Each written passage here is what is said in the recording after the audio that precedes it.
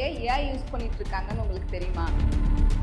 இந்த வீடியோல என்ன தெரிஞ்சுக்க போறோம் அப்படின்னா, ஆர்டிஃபிஷியல் இன்டெலிஜென்ஸ் எப்படி பேங்கிங் செக்டார்ல ஒர்க் ஆகுது, அதுவும் டெக்னிக்கல் டெமோவோட உங்களுக்கு 3 அப்ளிகேஷன்ஸோட எக்ஸ்பிளைன் பண்ண போறேன். இதெல்லாம் எப்படி பண்றது அப்படின்றத நீங்க தெரிஞ்சுக்கிட்டீங்கன்னா எல்லாமே ஈஸி தான். ரைட் கைடன்ஸ் அண்ட் ரைட் ஸ்டெப்ல படிக்கும்போது எல்லாமே உங்களுக்கு ஈஸியா தான். உங்களுக்கு எங்க ஆரம்பிக்கணும், எங்க முடிக்கணும், அந்த என்டையர் அப்ளிகேஷனையுமே பேங்கிங் இண்டஸ்ட்ரியில் ஆல்ரெடி ஒர்க் பண்ண ஆரம்பிச்சிட்டாங்க. நீங்களும் பேங்கிங் இண்டஸ்ட்ரியில் தான் இருக்கீங்க. பட் ஆனால் இன்னும் அதை கற்றுக்காமல் இருக்கீங்கன்னா நீங்கள் தான் இந்த காம்படிட்டிவ் வேர்ல்டில் one of the most important ஆப்பர்ச்சுனிட்டியை மிஸ் பண்ணிட்டு பின்னாடி போயிட்டே இருக்கீங்கன்னு அர்த்தம்.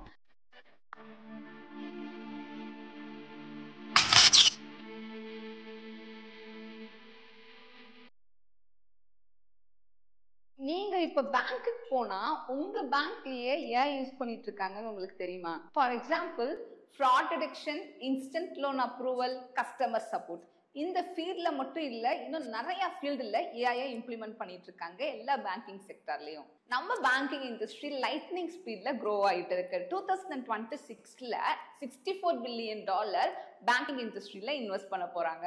இது கண்டிப்பா ஒரு ரெவல்யூஷன் தான். பட் நீங்க அந்த ரெவல்யூஷன்ல இருக்கீங்களா அப்படின்றது தான் கேமே. இந்த வீடியோல என்ன தெரிஞ்சுக்க போறோம் அப்படின்னா, ஆர்டிஃபிஷியல் இன்டெலிஜென்ஸ் எப்படி பேங்கிங் செக்டார்ல ஒர்க் ஆகுது, அதுவும் டெக்னிக்கல் டெமோவோட உங்களுக்கு 3 அப்ளிகேஷன்ஸோட எக்ஸ்பிளைன் பண்ண போறேன். இந்த வீடியோவோட எண்டில் எப்படிலாம் ஆர்டிஃபிஷியல் இன்டெலிஜென்ஸ் பேங்கிங் செக்டாருக்கு ஹெல்ப்ஃபுல்லாக இருக்க போகுதுன்னு நீங்களே ஏகப்பட்ட அப்ளிகேஷன்ஸ் எனக்கு கமெண்ட் செக்ஷனில் சொல்லுவீங்க. ஒரு சாமானிய மனிதருக்கு கூட ஒரு பேங்க் அக்கௌண்ட் அப்படின்றது ஆதார் கார்டு எந்த அளவுக்கு கம்பல்சரியோ அந்த அளவுக்கு கம்பல்சரியா ஆயிடுச்சு. ஒரு பென்ஷன் வாங்கணும்னாலும் சரி, இல்லை ஒரு ஸ்காலர்ஷிப் அமௌண்ட் வாங்கணும்னாலும் சரி, கண்டிப்பாக பேங்க் அக்கௌண்ட் தேவைப்படுது. அப்போ யோசிச்சு பாருங்க, இந்த வேர்ல்டில் இருக்கிற அத்தனை ஹியூமன் பீயிங்ஸுக்கும் ஒரு பேங்க் அக்கௌண்ட்னா எவ்வளோ பெரிய ஹியூஜ் மார்க்கெட், எவ்வளோ பெரிய இண்டஸ்ட்ரி பேங்கிங் இண்டஸ்ட்ரி. இவ்வளோ பெரிய ஹியூஜ் மார்க்கெட்ல டெக்னாலஜிஸ் எல்லாம் அட்வான்ஸ்டா இருந்தா தானே நம்ம மக்களுக்கு சர்வீஸ் கரெக்டா கொடுக்க முடியும். அப்ப யோசிச்சு பாருங்க, பேங்கிங் இண்டஸ்ட்ரி எல்லாமே இப்ப ரீசெண்டா எமர்ஜ் ஆயிட்டு இருக்கிற artificial intelligence and data science, அதுவும் இப்ப ரீசெண்டா செம்ம பாப்புலர் ஆயிட்டு இருக்கிற ஜெனரேட்டிவ் ஏஐ மூலியமா நிறைய சர்வீசஸ் இம்ப்ளிமெண்ட் பண்றாங்க. நீங்க ஆல்ரெடி ஒரு பேங்கிங் இண்டஸ்ட்ரியில தான் ஒர்க் பண்ணிட்டு இருக்கீங்க. ஐடியா இருக்கட்டும், இல்ல நான் ஐடியா இருக்கட்டும், இல்ல இனிமேல் தான் நான் பேங்கிங் இண்டஸ்ட்ரிக்குள்ள போகலான்னு முடிவெடுத்ததா இருக்கட்டும், ஒரே ஒரு ஸ்கில் மட்டும் நீங்க சேர்த்து ஆட் ஆன் பண்ணிக்கிட்டீங்க அப்படின்னா நீங்க தான் நெக்ஸ்ட் இந்த ஏஐ வேர்ல்ட்ல சர்வே பண்ண முடியும். இந்த வீடியோல சில எக்ஸாம்பிள்ஸோட உங்களுக்கு நான் சொல்றேன். இப்போ நீங்க ஆல்ரெடி ஒரு பேங்கிங் ஆர் ஃபினான்ஸ் இண்டஸ்ட்ரியில ஒர்க் பண்ணிட்டு இருக்கீங்கன்னா, இப்போ நான் சொல்ல போற அந்த 3 ப்ராஜெக்ட்ஸையுமே உங்களால ஈஸியா விஷுவலைஸ் பண்ண முடியும்.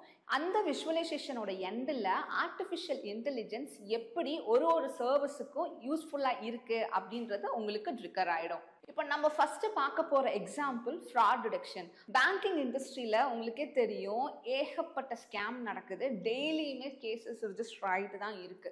ஸோ அதுக்கு எப்படி ஏஐ யூஸ் பண்ணி ஒரு சொல்யூஷன் கொடுக்கலாம் அப்படின்றத பார்க்கலாம். இங்கே நான் உங்களுக்கு புரியறதுக்காக ஒரு சிம்பிள் எக்ஸாம்பிள் சொல்ல போறேன்.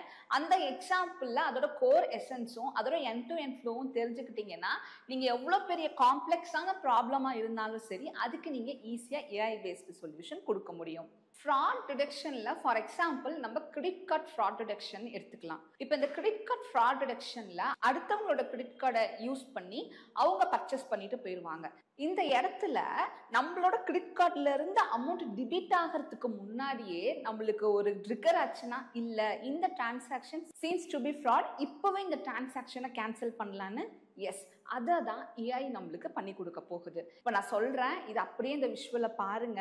இந்த ஸ்கிரீன்ல தெரியிற ஃபார்ம் ஃபில் பண்றோம். ஃபார் எக்ஸாம்பிள், இந்த ஃபார்ம் எல்லாமே ஒரு பர்டிகுலர் டிரான்சாக்ஷன் ஃப்ராடா இருக்க வாய்ப்பு இருக்கா இல்லையான்ற டேட்டாவை தான் இன்புட்டா கொடுக்க போறோம். அதை இன்புட்டா கொடுத்துட்டு சப்மிட் பட்டன் கிளிக் பண்ணோம் அப்படின்னா நம்மளுக்கு இந்த பிஹேவியர்ல இருக்கக்கூடிய பர்டிகுலர் டிரான்சாக்ஷன் ஃப்ராடா இல்லையான்றது இந்த மாதிரி ப்ரிடிக்ட் ஆயிட்டு வந்துடும். உங்களுக்கு புரியறதுக்காக நான் ஒரு இன்புட் ஸ்கிரீன் வச்சு இன்புட் கொடுத்து ப்ரிடிக்ட் பண்ணி காமிச்சிருக்கேன். பட் ரியல் டைம்ல நம்ம இன்புட் கொடுக்க முடியாது இல்லையா?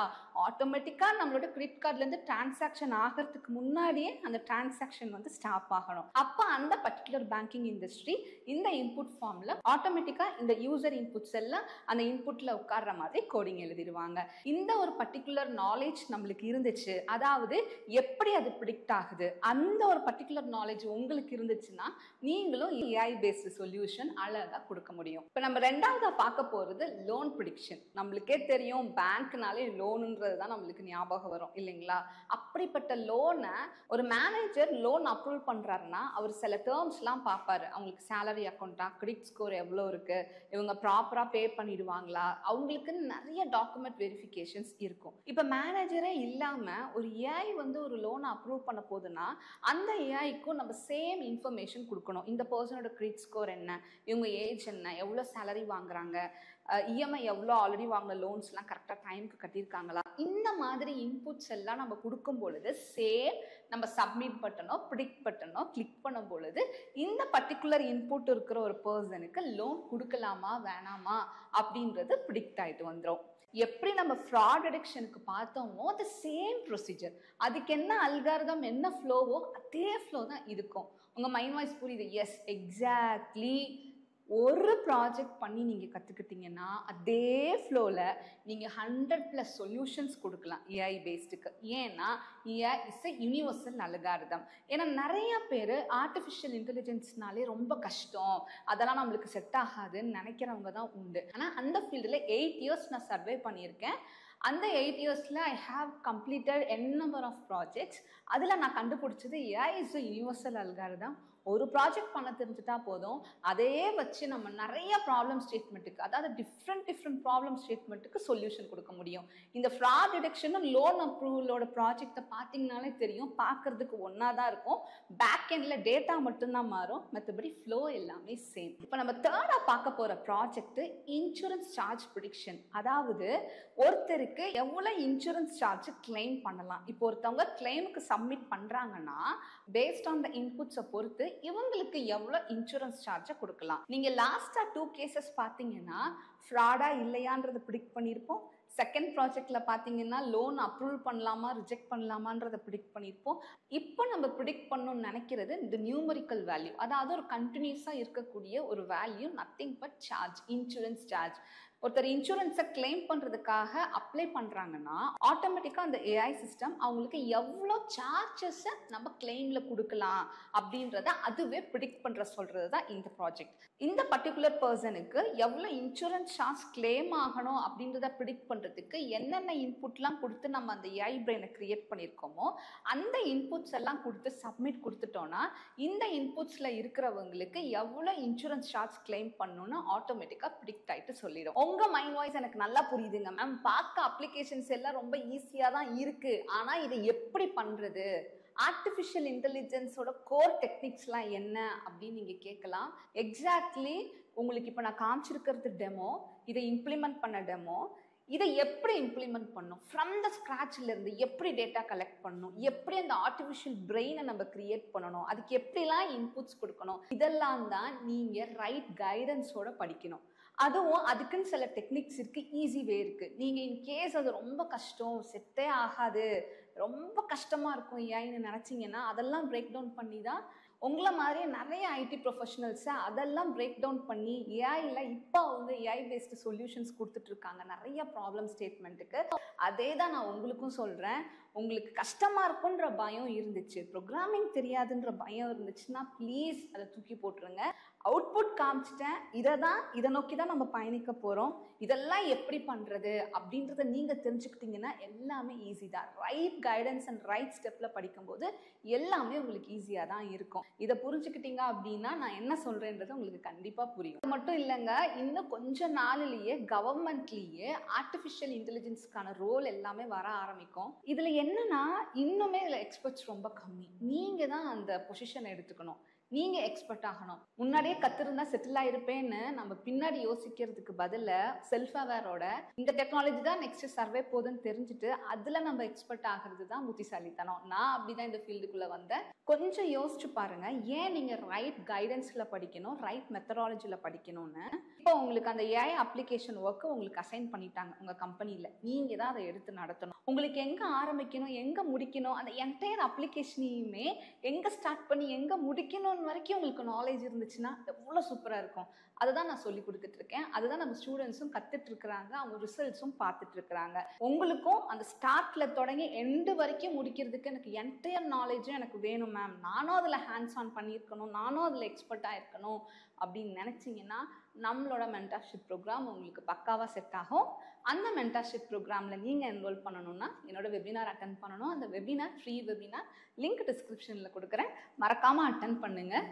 மென்டார்ஷிப்பில் என்ரோல் பண்ணுங்கள், உங்களோட ஜேர்னியை என் கூட இருந்து ஸ்டார்ட் பண்ணுங்க. இந்த வெபினார் அட்டன் பண்ணுறதோட பெனிஃபிட் என்னன்னா, நீங்கள் ஏஐஎஃப் ஃப்ரம் த ஸ்க்ராட்ச்லேருந்து நீங்கள் தெரிஞ்சுக்க முடியும். இன்னும் நிறையா விஷயங்கள் உங்களுக்கு ஓவர்வியூ கிடைக்கும். 10+ அப்ளிகேஷன்ஸ் நீங்களாகவே எழுதலாம்.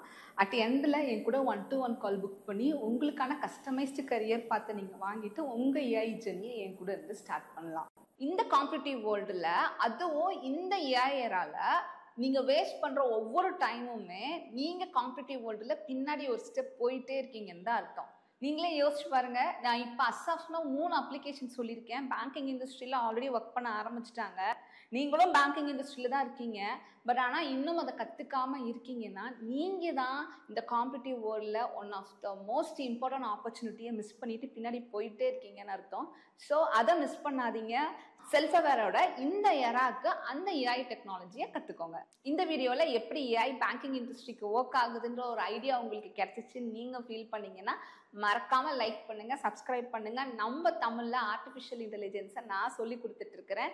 இந்த டெக்னாலஜியில் அவேர் ஆகிக்க வேண்டியது உங்களோட பொறுப்பு, சொல்லிக் கொடுக்க வேண்டியது என்னோட பொறுப்பு.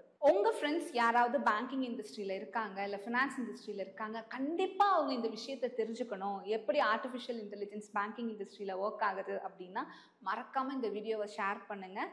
அவங்களும் இதில் அவேர் ஆகட்டும். இது மாதிரி டாபிக் உங்களுக்கு வேறு என்னென்ன, அதாவது ஏஐ என்னென்ன டொமைன்ல எப்படி ஒர்க் ஆகுது அப்ளிகேஷனோட, அதுவும் ஒரு டெமோவோட வேணும்னு நினைச்சீங்கன்னா அந்த டொமைனை மறக்காம கமெண்ட்ல சொல்லுங்க. நீங்க பார்த்துட்டு இருக்கிறது AI in action series. Thank you. Next வீடியோல உங்களை பார்க்கலாம்.